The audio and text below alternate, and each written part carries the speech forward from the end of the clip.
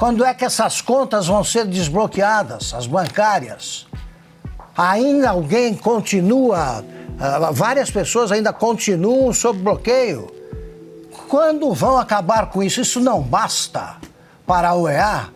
Não basta para que os deputados e senadores acompanhem a visita oferecendo provas? É difícil recolher esse material? Tá, então chega de boa educação, visita, isso daí é do cerimonial. Cerimonial resolve. Agora conversa com um ministro que leva o outro para explicar o que eles estão pensando que são. Fala pessoal, sejam bem-vindos. Começando mais um vídeo recheado de informações importantíssimas. Mas antes, inscreva-se agora mesmo no canal, deixe o seu like e compartilhe esse vídeo com o máximo de pessoas. Assim você vai estar me ajudando demais. Giro na tela e notícias a seguir.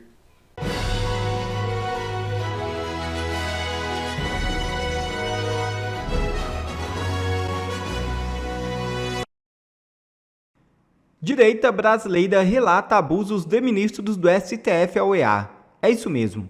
Parlamentares se reuniram nesta terça-feira com representantes da Comissão Interamericana de Direitos Humanos. Nesta terça-feira, deputados e senadores de direita se reuniram com o presidente da Organização dos Estados Americanos, Pedro Vaca, para tratar sobre a questão da liberdade de expressão no país. O encontro foi realizado em Brasília.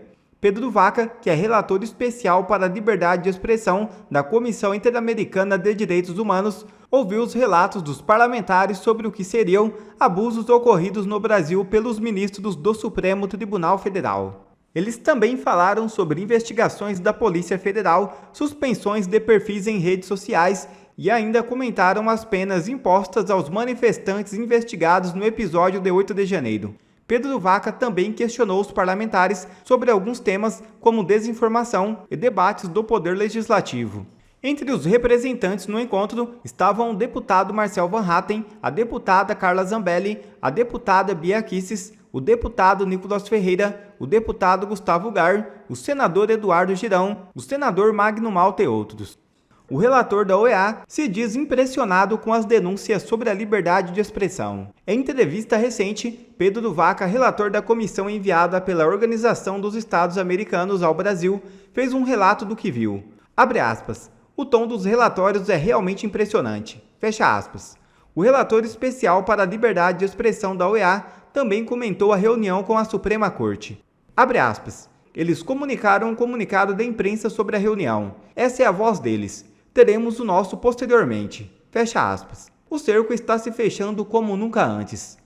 Em nota, o STF informou que Barroso falou sobre a atuação da Corte para combater publicações de congressistas que supostamente defenderam agressões a ministros, ataques às instituições, a politização das Forças Armadas e a alegada articulação de um golpe de Estado.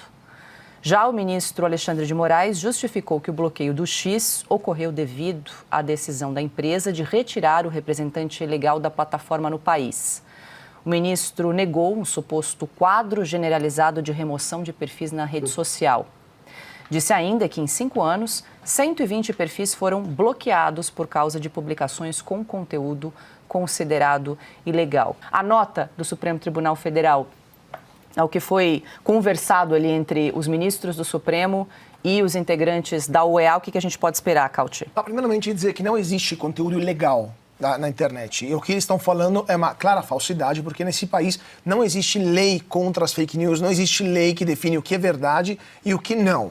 Tirando questões como instigação a crimes, pedofilia, etc., que não era o caso, evidentemente estamos vendo casos de censura, episódios de censura contra opiniões que desagradavam ministro do Supremo. Então, o que é inconstitucional? Então, o Supremo Tribunal Federal está mentindo nessa nota e atuando de forma inconstitucional. E um representante da OEA, como é o Pedro Vaca Villarreal, vai claramente ver isso e relatar isso para que o mundo inteiro, não só os membros da OEA, mas o mundo inteiro saiba disso. Agora, me surpreende como, vamos dar uma olhada nessa nota de novo, me surpreende como o STF escreva um negócio desse numa nota Oficial, conteúdo ilegal do quê? Na base de qual lei? E na base de qual procedimento e qual acusação e qual processo?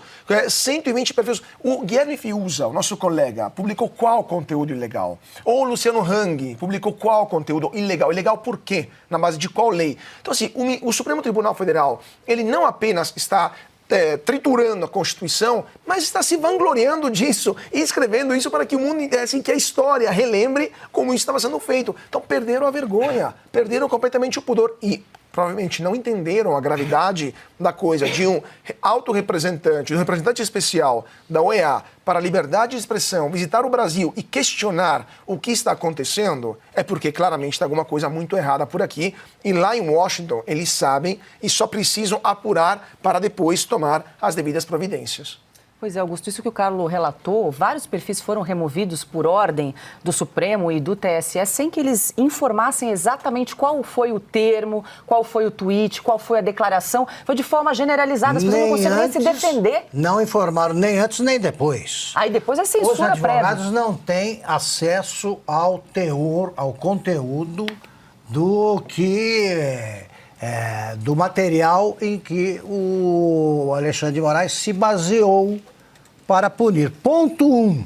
A censura é proibida pela Constituição. A liberdade de expressão é assegurada explicitamente. Ponto. No encontro do representante da Oeste com o emissário da OEA, nós vamos mostrar só obviedades. Primeiro, está aqui a Constituição. Eles violaram a Constituição com base em quê? Sim. Eles não estão explicando nada. Sim, não, é porque o pessoal ameaçava o Estado de Direito. Em que artigo está aí e quais as provas? Quais as provas? Como é que se vai defender uma pessoa? Como é que eu vou me defender de uma acusação que eu desconheço? Isso aí já mostra, isso é o suficiente para se escrever um livro eterno, como é o Processo, do Kafka, para você mostrar que a realidade, que a ficção imita a realidade, é inferior à realidade, como no caso de 1984. Né? Você tem clássicos que criaram um mundo pelo avesso e que nós estamos vivendo no Brasil. Eu mostraria ao emissário da OEA o livro do Alexandre de Moraes. Está aqui, ó. O Alexandre de Moraes explicando, o livro do verdadeiro Alexandre de Moraes, o antigo. Olha aqui, não mudou nada, a Constituição é a mesma, está aqui o que ele diz. Agora é o seguinte, eu estava vendo, o que está me interessando atualmente é o assunto dos que têm a conta bloqueada. Porque eu comecei a pensar no que me aconteceria se eu tivesse a conta bloqueada. Nunca vivi essa situação, é uma situação kafkiana. Alexandriana, é isso aí. E a pessoa não tem como se virar, quer dizer, você não pode receber dinheiro do teu irmão que resolve te ajudar, ou dos amigos que resolvem te ajudar. Ele fecha uma conta, bloqueia uma conta de uma garota, filha do Daniel Silveira, por quê? Porque ela poderia dar o dinheiro para o pai, quer dizer, está impedindo que a pessoa sobreviva. Esse é o ponto, está condenando a morte pela fome, pela penúria, está condenando a família à humilhação. O que ele pensa que é? Com base em quê? Então é o seguinte, tudo bem, os encontros são marcados pela boa educação, as pessoas se cumprimentam e tal. Agora é preciso haver alguma dureza na cobrança e na exigência de explicações. Está muito educado esse negócio, está na hora de cobrar. No caso da Oeste, está tudo publicado nos jornais. O Alexandre de Moraes exigiu que um juiz, desembargador, trabalhava sob as ordens dele, ordenasse a um outro funcionário da Justiça que recorresse à sua criatividade para inventar, para mentir, de maneira a incriminar a revista Oeste em algum crime que não cometeu. Isso já não basta? Já não mostra que a imprensa não é livre? Ele não sente o medo,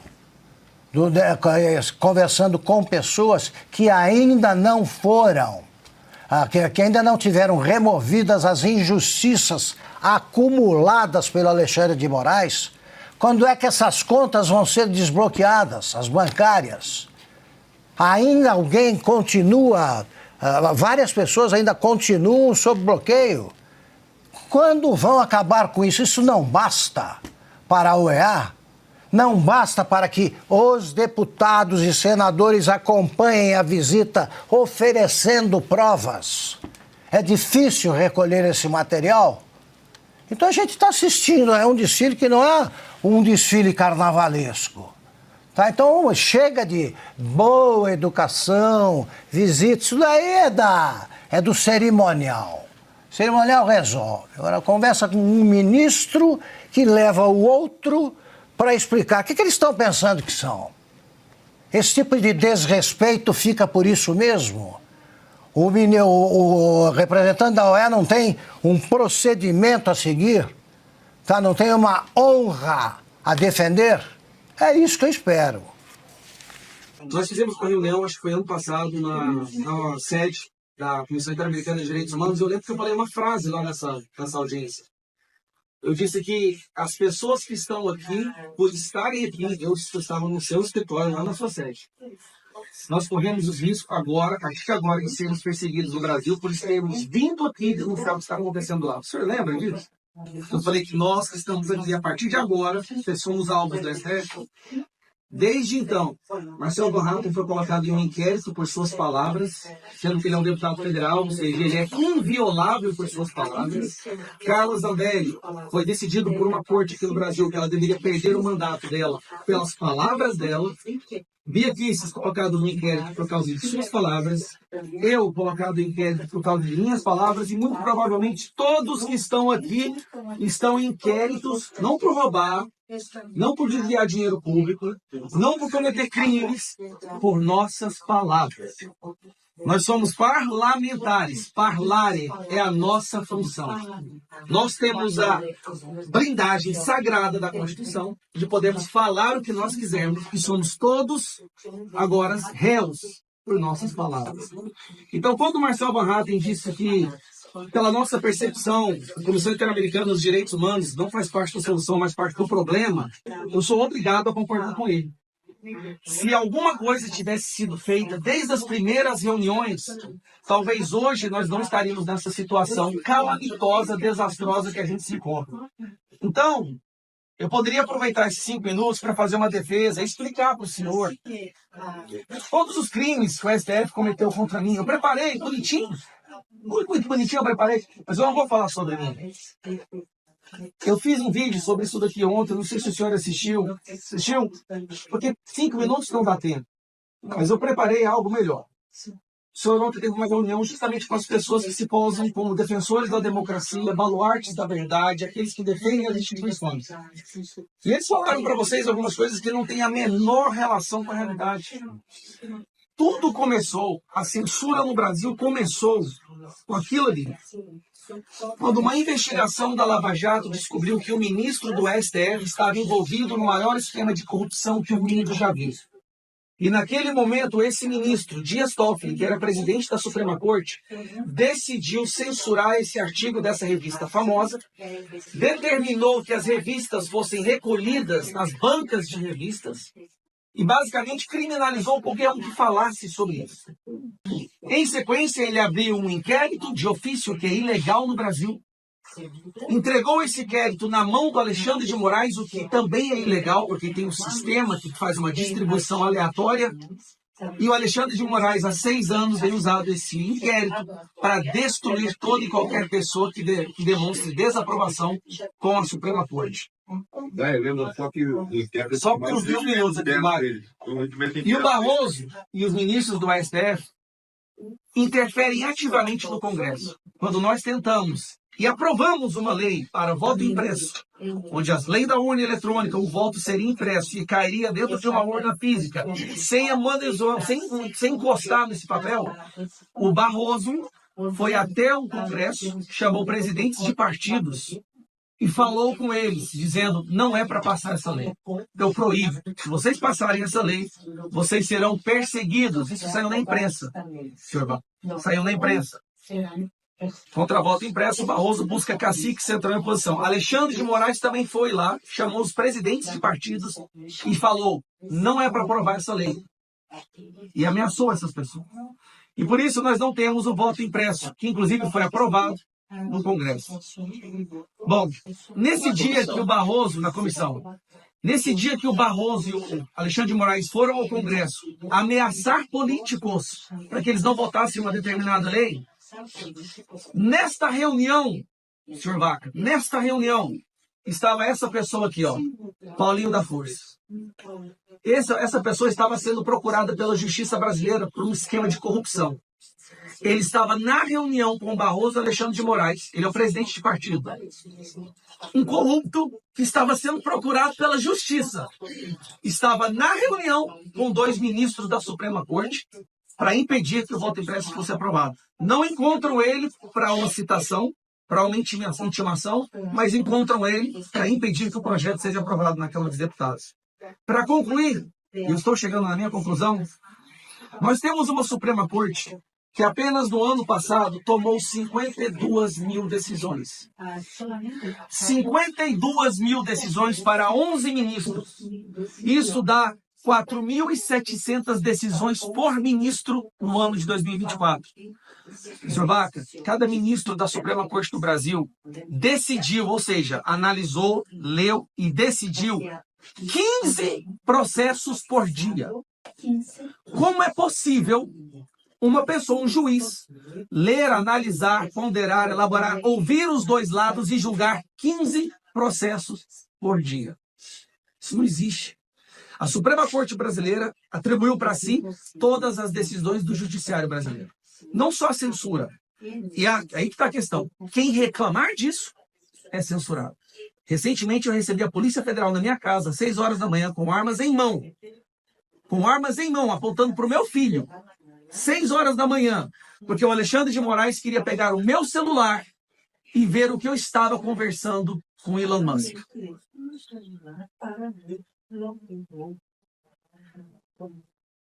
Então é isso. É isso. Que vocês façam alguma coisa e façam valer a existência dessa instituição. Porque se vocês forem esperar o Brasil virar uma Venezuela, aí o senhor vai ter que fazer igual o senhor faz agora no seu Twitter, que é fazer notas de repúdio por jornalistas que estão presos, nota de repúdio por pessoas que estão presas em ditaduras. Mas eu nunca vi o senhor fazer uma nota de repúdio para Paulo Figueiredo, Rodrigo Constantino, Fiuza, para o Tavares, um jornalista português que ao entrar no Brasil foi impedido de entrar aqui pela Polícia Federal, pela Vicky, uma jornalista alemã que também foi detida no aeroporto. Eu nunca vi fazer uma nota de repúdio pelo Terça Livre, a maior empresa de jornalismo conservador que o Brasil já viu, que foi fechado a ofício para Alexandre de Moraes. E o Alan dos Santos, o dono dessa empresa, está foragido nos Estados Unidos com mandado de prisão. Prisão. Um jornalista famoso que falava com milhões de pessoas todos os dias. Por favor, faça alguma coisa. Faça alguma coisa. Obrigado. Como vocês puderam ver, eu tentei da melhor forma possível apresentar para eles a degradante, absurda situação que se encontra o Brasil, não apenas no que diz respeito à liberdade de expressão, mas o uso da justiça como perseguição, as ordens ilegais, desrespeito à Constituição.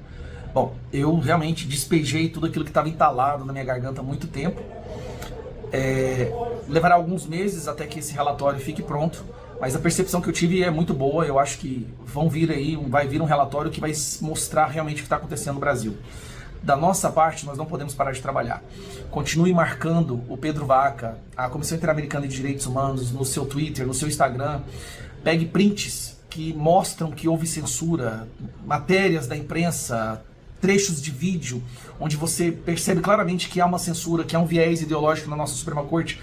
Poste no Twitter, no X, e marque Pedro Vaca. Pedro Vaca, ele usa muito o X, é a principal ferramenta que ele usa para se informar das coisas. Então vai lá, deixe os seus comentários, marque ele sempre, coloque esses vídeos, esses posts nos comentários das postagens dele. Eu tenho certeza que isso vai ajudar muito a vir um relatório favorável a resgatarmos a liberdade de expressão no Brasil. Um abraço. Quer ver mais conteúdos como esse? Então inscreva-se agora mesmo no canal e ative o sininho das notificações. Assim você não perde mais nenhum conteúdo que é postado aqui no canal. E também já deixe o seu like para o YouTube ajudar a divulgar o nosso trabalho. Fico por aqui e que Deus abençoe a todos. Brasil acima de tudo e Deus acima de todos.